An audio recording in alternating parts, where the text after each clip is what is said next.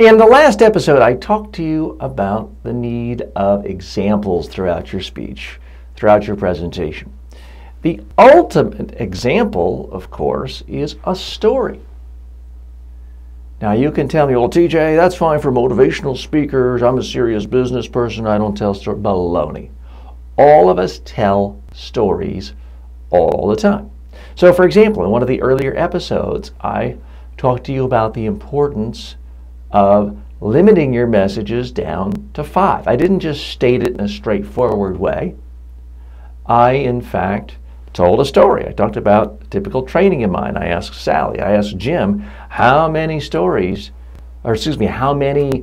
messages do you remember from the best speech ever? And Jim remembered 0, Sally remembered a couple, most people remember not much. Occasionally someone remembers 5. So it would stretch it out. It would draw it out. You could put pictures in your mind of Sally or Jim. You could sort of see me in a training. Is it the most dramatic story ever? No. Is it going to win a Pulitzer Prize for literature? No. But it just makes it a little bit easier to remember this magic of you've got to have 5 ideas or fewer.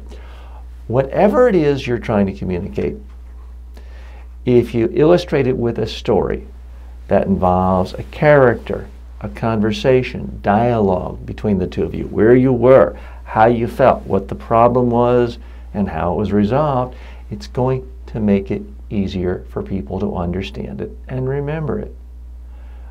What gets a bigger audience? A blockbuster movie about a love story or a drama, or a statistical analysis of rainwater residue in your community? Well, one's data, the other's a story.